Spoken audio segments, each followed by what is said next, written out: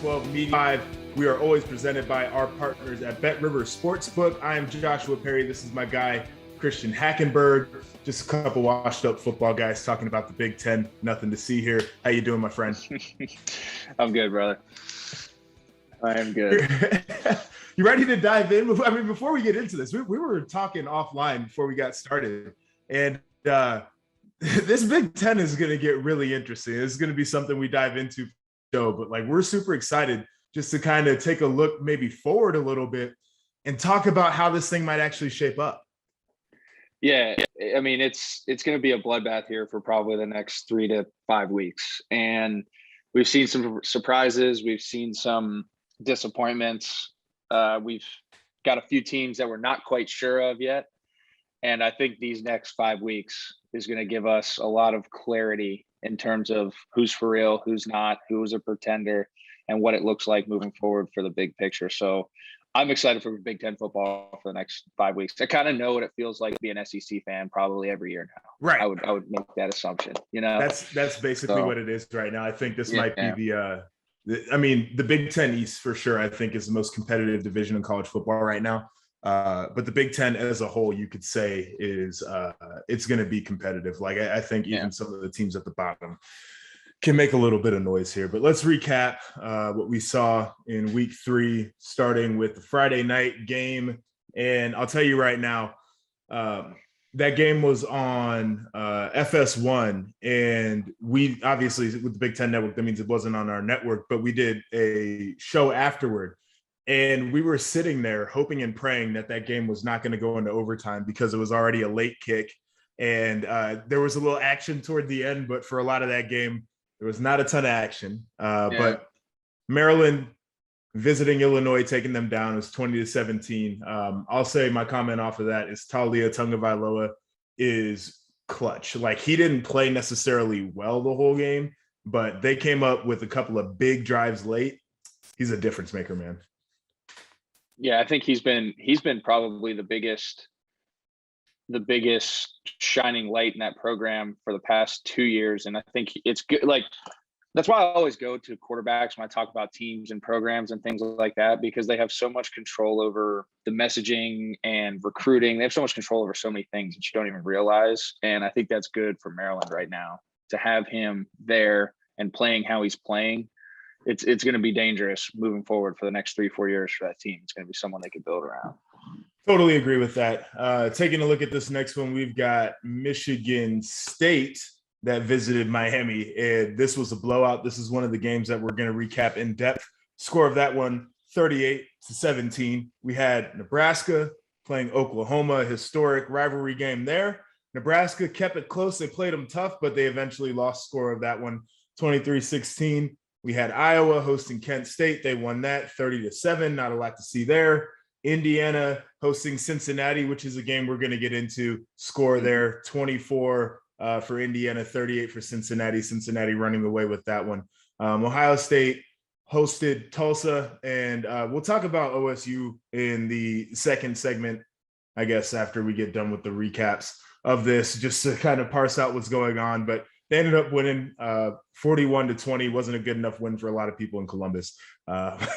We had the game of the week nationally. Penn State hosting Auburn. Penn State with the dub, 28-20. I know you've got a lot of thoughts on that. We will hold those for the in-depth recap, but it's got to feel good to see your boys go out there on a national stage and get a big win. Yeah. I mean, like one thing I talked about, great seeing the white out. It was good for college football. Just it felt like it was back. And I'm obviously very biased to that environment. But yeah, man, that's going to be a fun game to dive into, because I also want to hear what you have to say as well.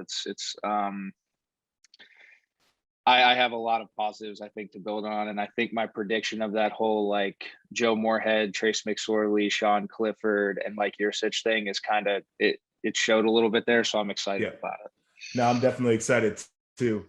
Continuing on, Notre Dame beating Purdue 27-13. Michigan thrashing Northern Illinois 63-10. That's a team right now with a lot of steam, boy. So things are going well in Ann Arbor right now. Yeah, on this whole state of Michigan, dude. There's something up there in the water right now. I swear it is. We got Minnesota beating the piss out of Colorado 30-0. Colorado had like 85 yards of offense in that game, in case anybody was wondering. So that was a thorough beat down there. Rutgers beating the Delaware Fighting Blue Hens 45-13, and Northwestern took an L to Duke. Score of that one 30-23. Want to recap the AP top 25 right now before we get into the game reviews, because I think this is really interesting and it shows the strength of the Big Ten that we talked about off the top of this show. But you got Iowa at number 5. Penn State jumps all the way up to number 6, deservedly so. Ohio State falls to number 10. So you've got 3 teams right there in the top 10, 2 out of the Big Ten East. And even feeling like Ohio State's going in the wrong direction, they're still a top 10 team. So that's impressive right there. But then you start looking down and you get Wisconsin, who's at 18. You get Michigan moving up to 19, and you get Michigan State entering the poll at 20. And you have Maryland that garnered 29 votes. Like, this is exactly what we want Big Ten football to look like. Yeah. I mean, you're talking 7 to possibly 8 ranked teams right there. I mean, and like I said, that's all going to sort itself out here in the next 6 weeks, which is going to be fun. But I mean, the way it sits and the way the scheduling worked out, like, you just have a bunch of teams that are playing confidently, or weirdly enough are in good positions, but not playing that confidently because everybody's crushing them, like Ohio State. Right. So, I mean, they still have control of their own destiny here. So, like I said, these next 4 to 5 weeks are going to be awesome. I'm just excited. I am too. Let's jump into this recap, because we had 3, I think, marquee, really good games. And 2 of them went our way. One of them didn't. But we'll start with this Michigan State visiting Miami, and they beat the piss out of this Miami team. Score was 38-17. Just to get you a couple quick stats, Peyton Thorne, Michigan State's quarterback, was 18 for 31, threw for 261, had 4 touchdowns in that game, no turnovers. Kenneth Walker III, 27 carries, 172 yards. This dude has been tearing it up on the ground. And like I said, dominant top to bottom from the whole game. Offense went for over 450 yards against a very athletic Miami team. And the defense for Michigan State had 4 takeaways in that game. It's the Mel Tucker toughness. It's the grit. It's the physicality. It's the explosion that we've heard him talk about. And now we see it. And I think he's put people nationally on notice that he ain't there to play around, and he's doing a great job. Yeah, I mean, you said it. We've talked about this at length as well on previous pods, but like, they look like a team that has an identity, that knows what they want to do, and they don't let anybody else dictate that. They don't change it. They stick to their script. They know what they're good at. And they've fortunately, up to this point, haven't had anybody that has forced them to have to change really all that much. And even a Miami team, there's going to be adjustments and things like that. But, to your point, you just rattled off a bunch of stats. I mean, 450 yards, they racked it up on them. So I'm excited for this Michigan State team, especially because, going back to the one thing I was talking about, the next 4 to 5 weeks for them, relatively speaking, is a light lift. I mean, they have Nebraska, Western Kentucky, Rutgers, and Indiana, right? I know that's weird saying that that's a light lift right now, but comparatively speaking to a few of these other teams that we're going to get into, like, that, to me, that's a relatively light lift in the Big Ten right now as it speaks. So they have a really good chance to have a lot of confidence heading into the last 4 or 5 games of their season, which just starts with Michigan, Purdue, I think there's like a Wisconsin in there, and then Penn State and Ohio State. So I think they're in a good position. Yeah, I do too. And the thing that you said that I agree with the most is Michigan State dictates the tempo of the game. They dictate the physicality of the game. They have up to this point dictated the outcome of the games as well. And so it's really cool to see that. And I think you're right. They've got a pretty good build here. And especially for them starting off on a Friday night in a conference game early on this year to really get their legs up under them, but then going on to play a lower level team in week 2 and then stepping up the competition as they got more confident in week 3 to then kind of hit a coast, I think sets up for them well to be prepared to compete there at the end of the year, which is where it gets tough. But these cats have been really impressive to me, man. I'm excited to see where this team goes. A team that's probably going the wrong direction from where we thought they would be at the beginning of this year is Indiana. And they took their second loss of the season to the Cincinnati Bearcats. Score of that game, 38-24. I would contend that this game was a lot closer than the score tells. Indiana essentially went out and lost that game. They had a 14-0 lead in the second quarter, and then they got a targeting call on their standout linebacker, Micah McFadden. He was ejected from the game, and that changed the complexion of what happened from there on. They came on a third down. Cincinnati obviously got the first, and then they scored a touchdown on that drive. And then they turned around to score another a field goal before half. And then Cincinnati later in the game basically had another touchdown off an interception, one off a fumble. So if you count the score, there's a touchdown off of a drive extended due to penalty, one off of an interception, one off of a fumble. In back-to-back drives, Indiana turned the ball over deep in scoring territory. They were on the 10-yard line. They were on the 8-yard line. They fumbled in the fourth quarter as well in scoring territory. It's one of those games where they did everything possible to essentially lose the game. They also they kicked the ball off, and Cincinnati scored a touchdown on a kick return after they went up in the game. It was one of those, and I think we've both been a part of them, where you literally can't get out of your own damn way. Yeah. I mean, I got to watch the second half of that game, a good amount of it, and that's kind of when it did get interesting. But when you look at a guy like Michael Penix turn the ball over again 3 times, and then what did you say? The offense was like 4. They had a fumble there too. You give up a special teams touchdown. To your point, I mean, they just did everything they could to not win that game while also trying to compete. So I don't know, man. This Indiana team's just been really disappointing to me, and I think this was a great opportunity for them. Just watching Cincinnati play up into this point, they have started slow, or and they still started slow, I think, this week too. So it just shows on a bigger, grander scale some vulnerability for Cincinnati. But I thought it was a great opportunity for Indiana to take advantage of, and they just didn't do it. And I think, like you said, I mean, even if you cut down a couple of those things where they shot themselves in the foot, I think they probably have a chance to win this football game. Yeah. I think it just stacked up too high for them. I mean, it's a hard mountain to climb over when you're putting the stuff you dig up right back in front of you. You know what I mean? It's tough. So. Yeah, no, it's that's exactly the analogy that I think fits this one. Like as soon as they started getting out of their own way, they literally just said, "No, I'm gonna get right back in my own way." And it's tough because of how we felt about this team coming in and what we thought that they could be. And this was supposed to be a bigger game than it ended up being because Indiana didn't do their part in week 1. It's tough. And again, we're going to get into what the East looks like in terms of that meat grinder, but man, this team, you felt like the early returns were going to kind of dictate the narrative of how we would view and talk about that team late in the year. And that's exactly what it feels like right now. It's more of the negative connotation than what we thought it was going to be. So, yeah. I mean, best part about it though is everybody controls their own destiny. You know what I mean? They can still come out here and go on a run.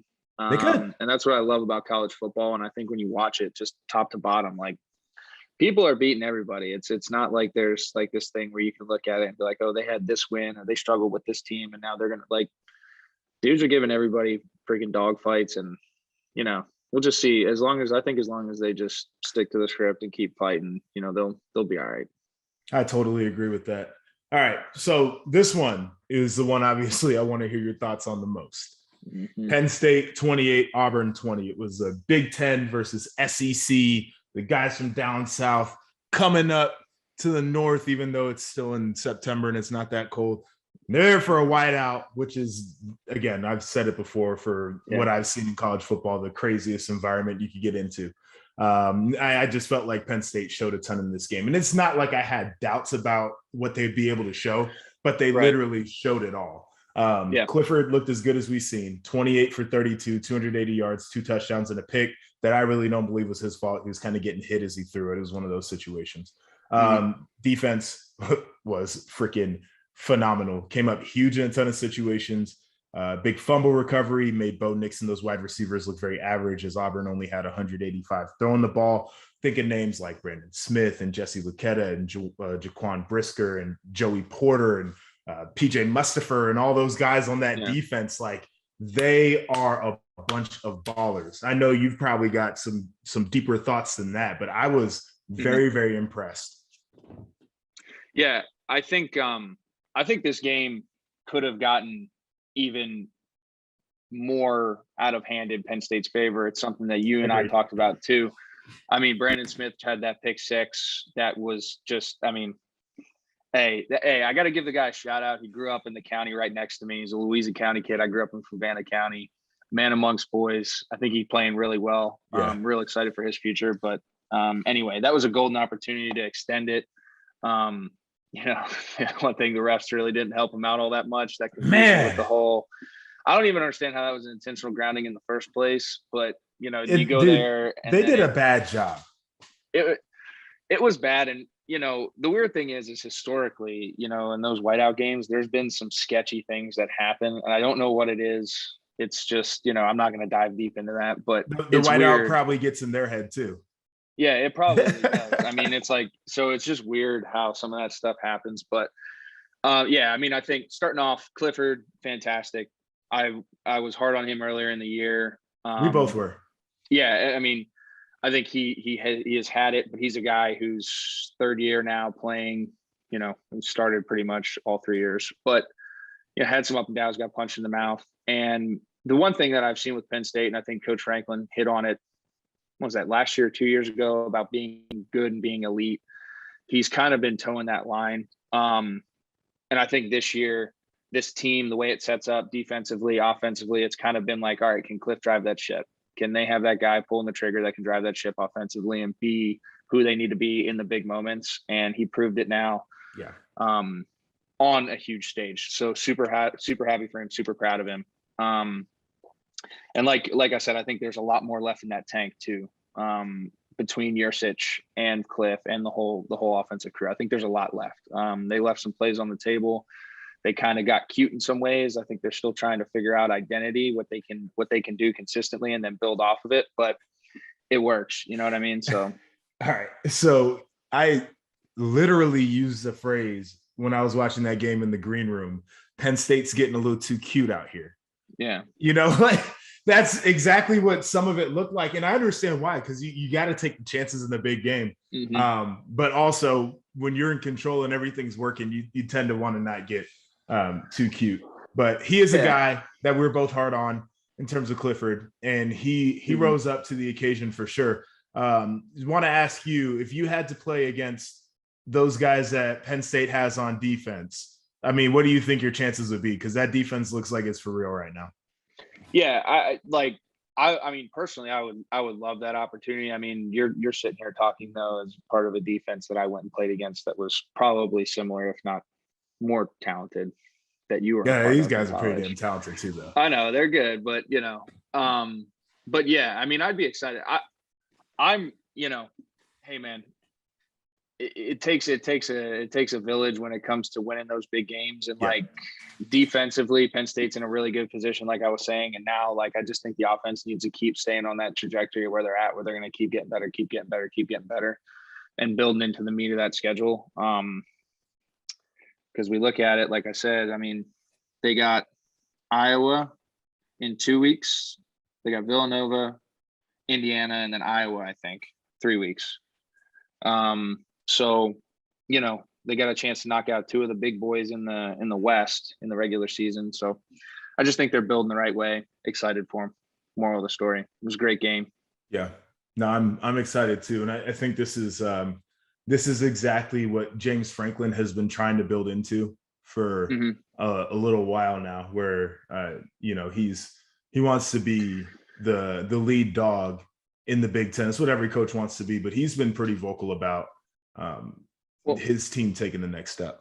Let me ask you this then, like, what do you think that this game meant for them, being part of a program that has taken that next step and was very consistent in the Big Ten at Ohio State? Like, watching Penn State for the past 3 years, it's like I said, it's been frustrating for me, especially like really even since that 2016 team where they just like, it's just been like, they're right there, right there, right there. But there's something that hasn't clicked for them to go from like really, really good to elite.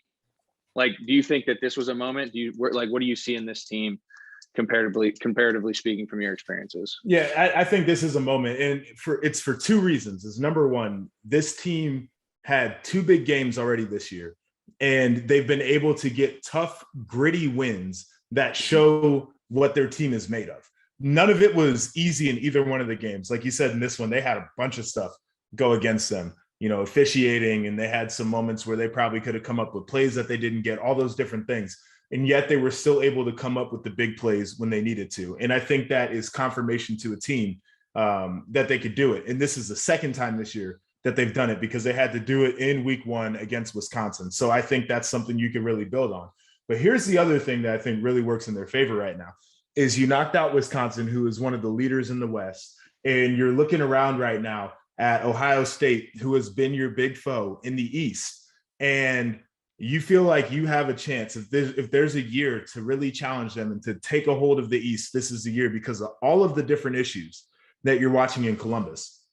And so I think that's where this team can take the next step, is understanding that this is a good moment for them and that they've proven it to themselves that they can be in that position. Personally, I look at this team, and I might be the first one saying this, but I think this could be a college football playoff team, because they have a quarterback who can threaten you in the throw game and the run game. And the run game has not been very good, but he can threaten you in both. So it opens up some options. And they've got a wide receiver who can take the top off of a defense, who I think is one of the best playmakers in America.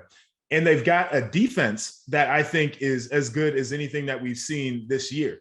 And it's funny because when I watched them against Wisconsin, one of the things that we talked about being a difference maker in that game is the direct run game from Wisconsin, because those D-line guys and even the guys in the secondary are built to compete more with a team like Ohio State than a team like Wisconsin. They're smaller, lighter guys, very good athletes.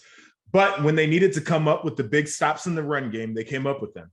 Similarly, the dude Bigsby from Auburn went off for 130 yards on the ground or whatever the case was. But those last couple drives at the end of the game where Auburn was trying to run it down their throat, just run it into the teeth of the defense, those guys said you're not going to do it. Yeah. I think that's championship football right there. I agree with you. I think that's an interesting take too, because I do feel like whoever wins the Big Ten, just because of how good it is this year, they need to be in the college football playoff. For sure. And that's where it gets really interesting, because it's like if a team like Penn State goes out there and runs it, right, and they beat, because they're going to have to beat Iowa. So they beat Iowa and Wisconsin in the West. They beat Ohio State, Michigan State, and Michigan in the East. Like just that strength of schedule, no matter what happens in the Big Ten championship game, I think you got to give them a chance. You know what I mean? It's like one of those things where 100%, it's crazy. 100%. So, that's a good thing about this team, is they have everything in front of them. And I think, I guess the other thing is like, how do they then carry this for like longevity, right? Like, it's not like just, Ohio State had a down year on defense. Like, this is our chance to beat them this year. And then, what happens? Like, how do they carry this on for next year and the year after that? Where now it's like Ohio State's not a blocked field goal away. And, we block a field goal, fluke and a whiteout and go win the game and then go play in the Big Ten championship. Like, how do we beat these guys consistently now? Like, what do you think? And this is what it's going to be, is you're spending money on facilities over there in State College. So that's a big deal.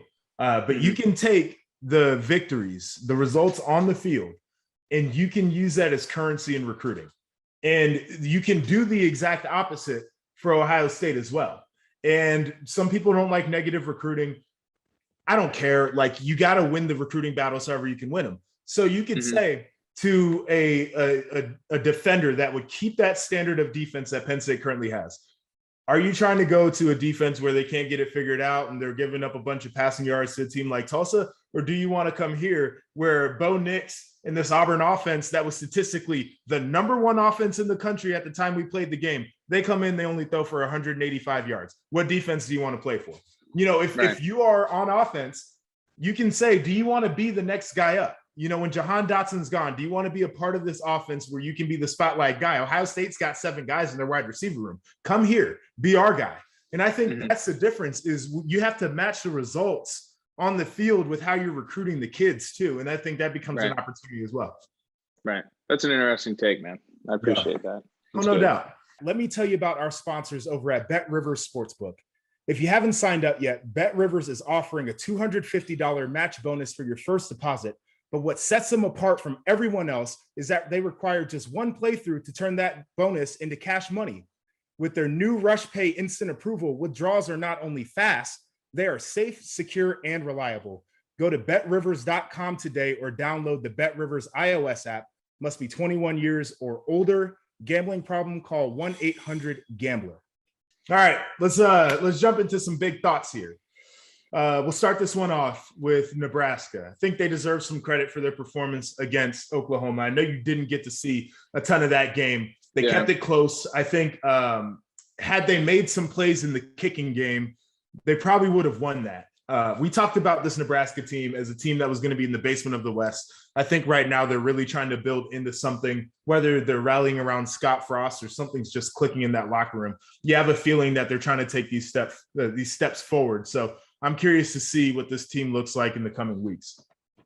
Yeah, I'm not a big believer in moral victories, but when you sit here and look at it for Oklahoma, this doesn't look great. And for Nebraska, if you're going to take something out of it, like, hey, we hung around with a team that's supposed to have the front runner for the Heisman. That's no longer happening. But you go down the list, like it's Oklahoma, right? You kept them. So I think that does set them up. And, hey, they got the one thing you noted, and I completely agree with it, is they got a great opportunity against the Michigan State team this week, So it'll be interesting to see, but yeah, I think it was good to see them not get just embarrassed on national television.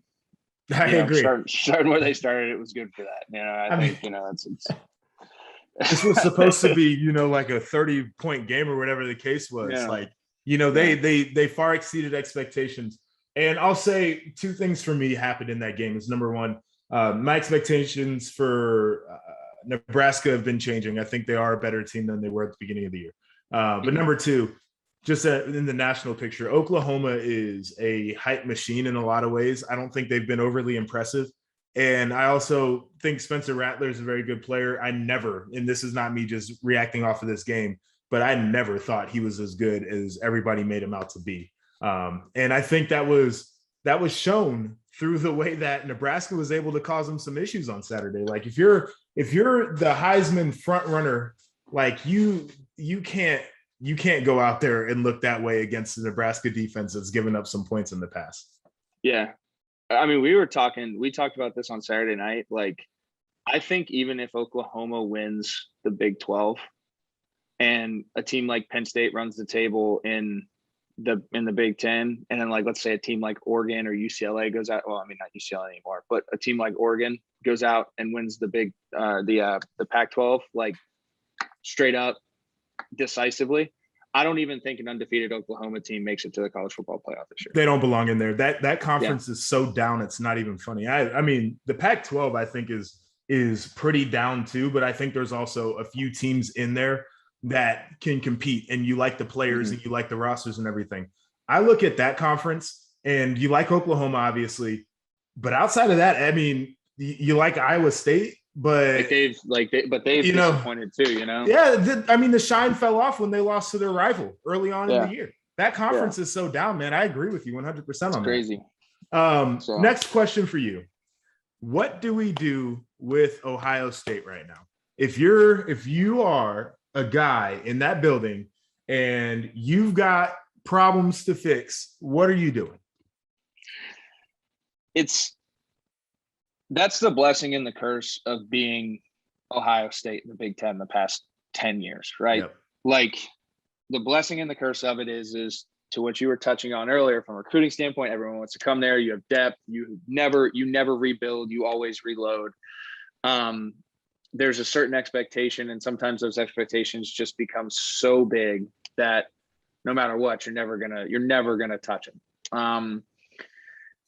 That's where I get a little hesitant because, okay, you lose to Oregon, who right now has a chance to still run it and win their conference out West. Right. Do you take that loss for what it was? You know, your quarterback played great, yada, yada. Like, to me, that loss is like kind of like the Clemson Georgia loss had Clemson actually started playing well after that. Yeah. Like, it's like, okay, like you lost to a really good football team that's right. You know, out of your conference. Now go control your own destiny. And that's where I see Ohio State is right now. Like, they still control their entire destiny. They go out, they beat Penn State, they go out, they beat Michigan, they go out, they beat Michigan State, and then they win the Big Ten championship, and they're still in the college football playoff, right? And I know that's very easy to say and like very easy to understand. And I saw you battling with everybody on Twitter. Like, you can't, it's just like you guys have to just understand, like, they won the game. It is what it is. Right. There's certain things that they need to figure out. And like I said, offensively, like, I'm not tripping. I know the big thing has been about, you know, hey, Stroud needs to know that he can get his job taken and this and that and the other thing. Like, the dude just got off throwing for 400, whatever the hell he threw for against Oregon. Right. Like, yeah, you know, he comes in here and it is what it is. But the guy has obviously earned the job. Like, yeah, you don't want your young quarterback looking over his shoulder every damn snap either. I feel like that is asinine.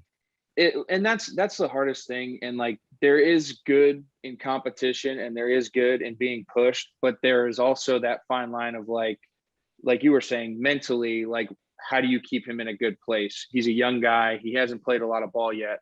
It'd be a completely different story if you're a guy like Brock Purdy, who's played for 3 years. Exactly. And like, now you keep doing this stuff. Like, yeah, dude, like, if there's a freshman in here who's lighting it up, like, he's going to come take your job. Like, but CJ's a young guy and they stuck with him. So like, I don't know. It's just hard because everybody puts so much pressure and so much expectations on Ohio State, but realistically speaking, they still have everything in front of them. They still control their own destiny, and they can still go out and win out and play in the college football playoff and have a chance at the national title. So they got to get some things figured out. And that's where I want you to touch on it. Like, defensively, I know you did a pretty deep dive into them. Yeah. Like, I want to hear what you're seeing. I want to hear how you think they can fix it. I want to hear that type of depth analysis, because like, for me, like I said, I just think they need to play confident and they need to play fast. Yeah. And they need to be put in situations to do it. Dude, I think I want to hear your perception on it. Your for take. Sure. So I'll get you this just to finish off with Ohio State's offense.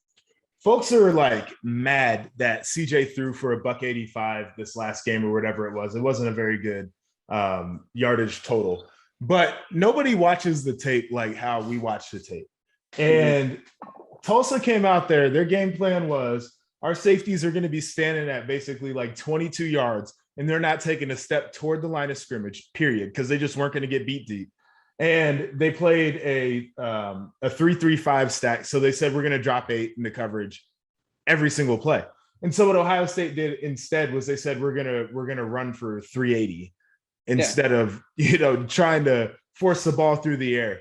So I just want to put that out there. Like, yeah, it's Tulsa. You should be able to control them. I disagree with that. Like, if the defense is literally telling you we're not going to get beat deep and we're not going to give you throwing windows, then you hand the ball off to your elite freshman who's going to break Archie Griffin's freshman record and then go into the locker room and call it a day on offense. And that's the thing that frustrates the hell out of me with fans, is they want to see certain things. But like, if you're a football guy, if you're a purist, if you love football, if you can run the ball for 3.5 to 4 yards every time you snap it, why do anything else? Right. You're going to win the football game. Yes. Right? Like, you're going to win the game.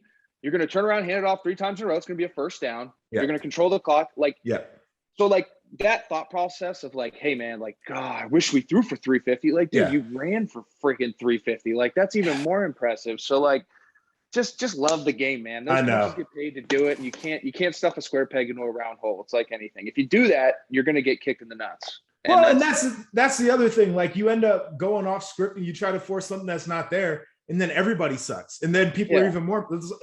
Anyway, it compounds issues. It compounds issues. Yeah, you know? It's just had to get that off my chest. But in terms of the defense, it was interesting because Kerry Combs was on the field calling plays for Ohio State, and Matt Barnes, who ended up calling plays Saturday, would typically be up in the box. They flip-flopped. So Kerry went up to the box, Matt Barnes went down to the field, but Matt started calling plays from the field and Kerry was just up in the box giving his input or whatever. And that whole little flip-flop thing kind of frustrated me because I felt like it was more performance than anything else. because if Kerry's used to coaching on the field, whether or not he's calling plays, keep him on the field, because I think he's great around players anyway. If Matt's used to seeing the game from up top and he's used to giving his input from up top, then he should probably call it from up top. But yeah, I want to get that off my chest because I was real confused about why they even did that. Ohio State, we talked about single high safety team traditionally. You know, it exposes you in some ways in the pass game. Like, you got to have some athletes out there, especially when you're playing man-to-man, but it gives you a strong run front. They sucked in the run previously, which blows my mind when you're playing 3 deep and you've got, you know, an 8-man box or whatever the case is, but neither here nor there. So then they started mixing in some cover 2. They were running traditional like Tampa 2, and then they were running 2-man as well.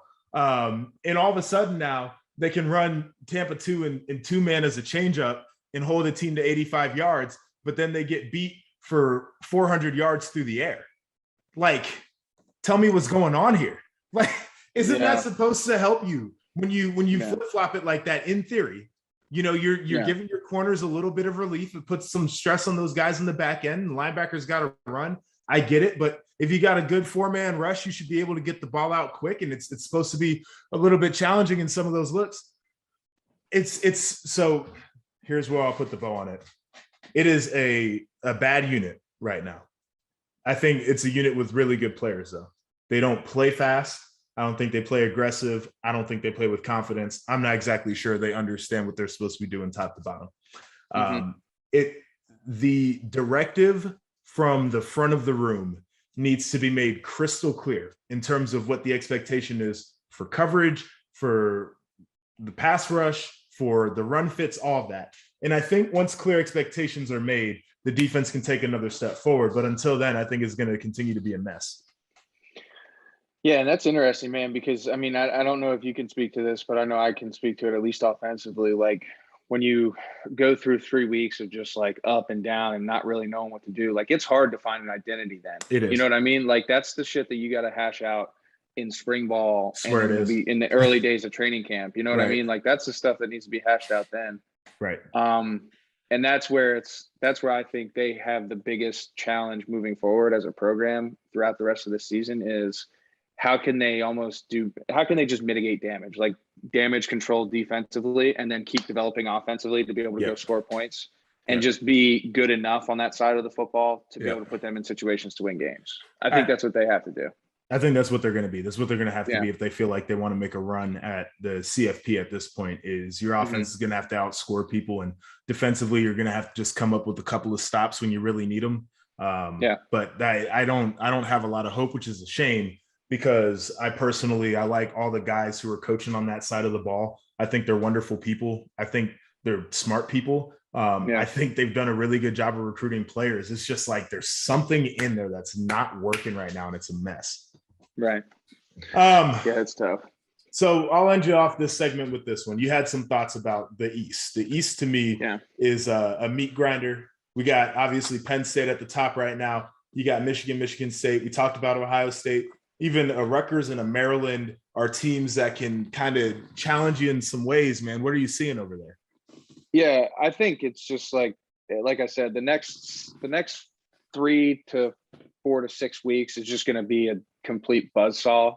You got Michigan State. I mentioned their run here: Nebraska, Western Kentucky, Rutgers, Indiana. And to me, that's of the teams that have been surprises for us, and the teams that are playing really well right now, that's the lightest lift. You got Rutgers. Rutgers is at Michigan.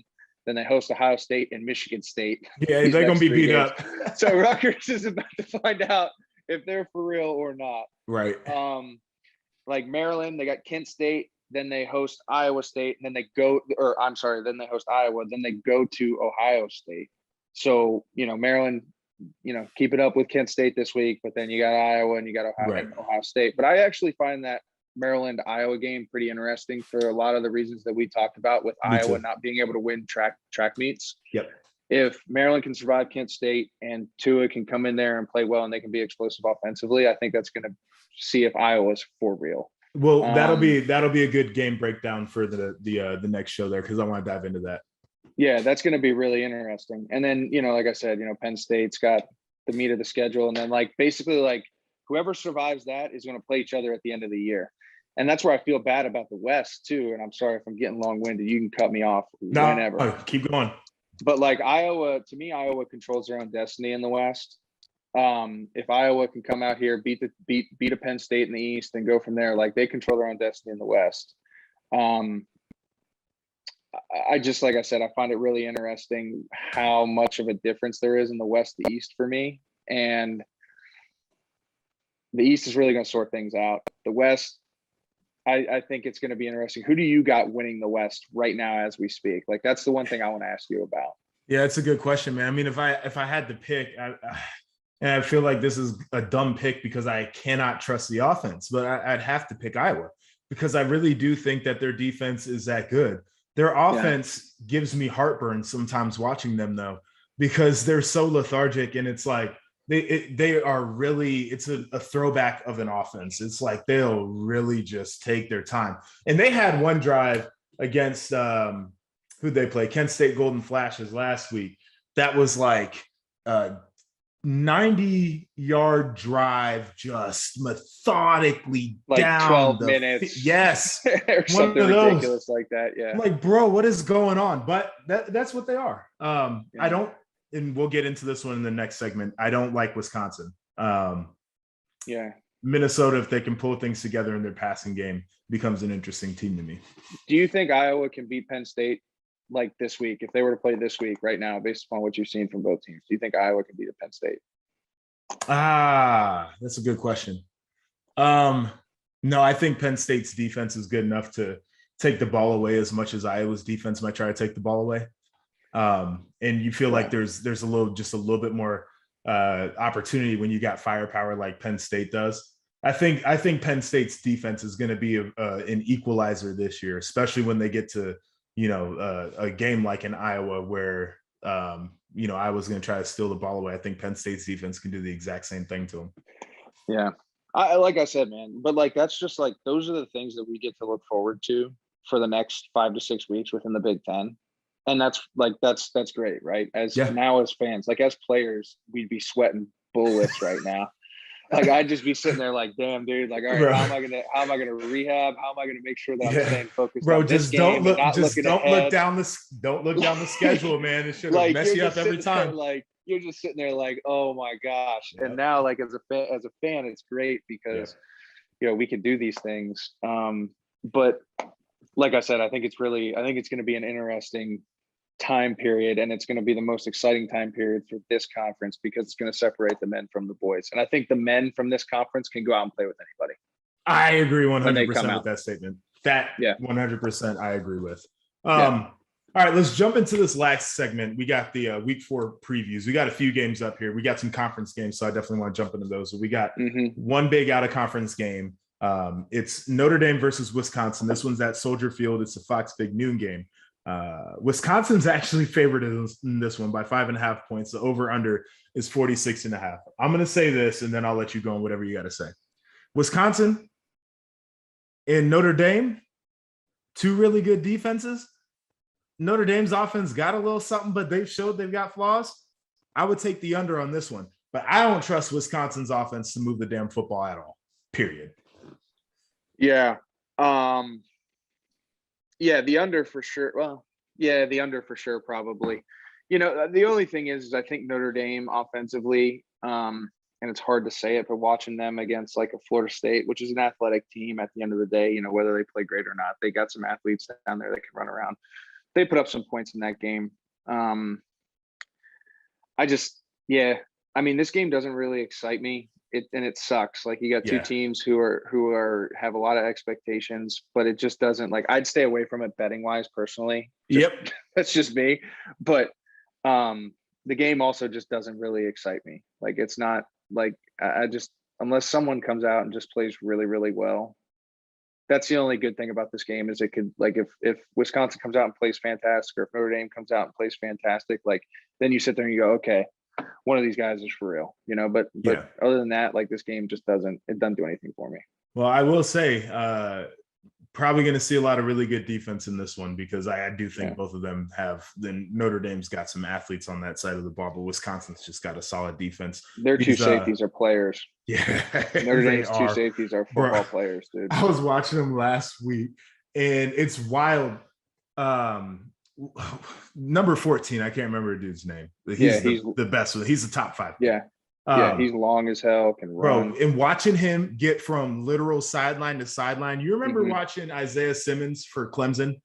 Yeah. That's what he reminds me of. That's one of the most recent guys I can remember that had range like that. They could just flat out run. So I'm excited to watch those cats. I feel like it's going to be some interceptions in this game. These betting lines are provided by our friends over at Bet Rivers Sportsbook, by the way. So next one, Rutgers at Michigan. Michigan's favored by 18.5. The over-under is 51.5. I think the most interesting thing about this game, it's kind of twofold, is Rutgers got a couple of suspensions. And Max Melton is one of their starting corners, so that's a big deal. But this is Michigan's first test against a quality opponent. They're playing Big Ten competition. I'm curious to see how they look. Yeah, I think that's to me the story of it, right? Like Michigan's looked awesome. And we all talked about this. Like you always have those warm-up games, right? Those out of conference, like cupcakes.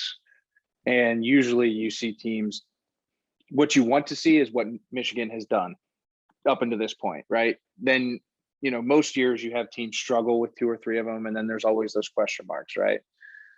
Michigan has passed this test with flying colors to me. And now, like you're saying, this is the first quality Big Ten opponent who also has a lot of confidence coming into this game. Defensively, they've been playing really well. So we'll see if Michigan can put it all together or if Michigan just reverts back to the same old Michigan. Yep, and that'll be the thing. It's funny talking to Michigan fans, man, because they're like, oh, we win the national championship every September, but, when it's time to play ball in November and December, we're not there. Yeah. And it's funny to ha-ha and hee-hee about it, but I truly do feel like there's a renewed energy. Now, people have brought up that there was a lot of energy on the revenge tour year, and that didn't end necessarily the way that they wanted it to, but the ending does not have to be like that. I feel like these cats they're playing some ball. I'm just excited to see them against some legit competition. Yeah. I completely agree. I mean, I think they got firepower everywhere on offense. We'll see what happens. Yep. We got Illinois at Purdue. Purdue is favored by 11 in this game, over under 54.5. This one, if I was a bettor, I would stay away from, because I think Illinois can play better football than what they've put on tape. And Purdue had to switch out a quarterback late in the game. And David Bell, who is one of the Big Ten's premier playmakers, got hurt toward the end of that game against Notre Dame. I'm not exactly sure I like them being favored by 11 in this one. So I'm curious. Yeah. I thought Purdue, our prediction of them hanging on with the Notre Dame team, I thought that was true for about 3.5 quarters. And then they shot themselves in their foot. They don't have the depth either, though. I think that's the big difference when you're a team like Purdue playing in Notre Dame, is you can make it 3.5 quarters, but then the better team is going to pull away because they've been able to rotate guys and do all that other stuff all game. And especially if that team has hung around, right? Like, I don't think Purdue really ever threw knockout punches at them, right? No. Like if they threw a couple knockout punches at them and, maybe they were ahead in that game for 2.5, 3 quarters, then I think it's a different situation. Just talking like football gods and energy. But yeah, I mean, I'm excited to see if Purdue can bounce back and start continuing to build on what they've been doing. And then I think you're right with this Illinois team. They're so hot and cold right now. Yeah, man. And you never know what you're gonna get. So stay away from them. No, seriously. Yeah. And then our final one, and this one is going to be a very interesting one, at least in my brain, is Nebraska visiting Michigan State. So Michigan State's favored by just 5. The over-under on this one is 51.5. Now, Nebraska has to feel like they can take some really good things away from how well they played against Oklahoma on Saturday. They feel like if they get a couple of their breaks to go their way on special teams, they probably win the game. right? Michigan State now is coming off of their biggest win of the Mel Tucker era. And you know what happens on those games is you start feeling a little bit hungover. We're on the road, you got the big win, you're kind of feeling yourself now. People are talking about you as a potential contender in the East. Is this an opportunity that you could get one of those real sneaky upsets from a salty Nebraska team playing a Michigan State team that could be feeling themselves? I think yes. I think that's definitely a possibility. But here's what I'm going to say is, in terms of teams that have played, I'm not going to say real competition, but they played somebody, they played nobodies. Michigan State has been, if not the most consistent, one of the most consistent teams in the country. They scored 38, 42, 38. I think that's the first time they've done that maybe ever in program history where they've scored 38 points or more in their first 3 games of the season. Probably. So just looking at them in terms of how they've been doing it, and they did it against 3 completely different levels of competition or whatever you want to call it, or expectations. So to me, that spells a team that's very, very focused. And it has to be some form of messaging from the offensive side of the ball, from their staff, or, I mean, even Mel, who the hell knows, but to me, they're a very focused football team. I don't want to jump the gun and say I don't think they will fall into that trap, but the way they've played, I can say that relatively confidently that I don't think they'll fall into that trap. So we'll see. I think it's going to be up to Nebraska just being able to come in there and keep getting better, right? Like, I think that's the hard part, is like when you're trying to continue to get better and you're doing it off of losses and not wins, that's where it's always hard, right? So I do think from a talent standpoint, though, like, Nebraska definitely belongs on this football field and they can make this a game very fast. So we'll see what happens. I'm taking the over, though, just because of what I just said. I mean, 38, 42, 38, back to back now. I mean, keep it rolling, boys, Yeah, and Nebraska can, I think against anybody, they could probably move the ball a little bit. They could score 2. Yeah, basically what you gave me there, and this is something I would agree with, is if this team was coached by anybody other than Mel Tucker, you would have them on upset alert.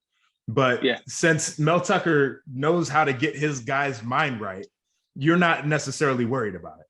And the only reason I say that is because I've sat there and I watched it. Like, it wasn't like you see little hangovers in teams, like even throughout, like even really, really good teams, you see little hangovers, you see little, and people who are really good coaches, you see little things through the way they play, their attention to detail, maybe finishing off a game or whatever. Watching this team for 3 weeks now, I haven't seen a layoff. I haven't seen really a chink in that armor in terms of how they've approached things. They finished games strong. They've commanded the line of scrimmage offensively. They've done everything for 4 freaking quarters for 3 straight weeks. And that's not by accident. That's coaching and expectations within that locker room. So I'm just excited about that team. And I think that unless something really, really goofy happens, that's the only thing that'll throw them off. Yeah, no, I mean, they definitely finished that game off. In the fourth quarter of this game, trying to pull it up, but they scored 21 points. That's what you talk about when you say salting games away and really finishing off strong. I'm trying to get the total yardage there, 111 yards in the fourth quarter alone. I mean, they do some things that make you feel like this team is really building into something special. And again, that doesn't necessarily mean that they're going to, run through the Big Ten East this year, but you got to ask the question of 2, 3, 4 years from now, what the hell does this look like?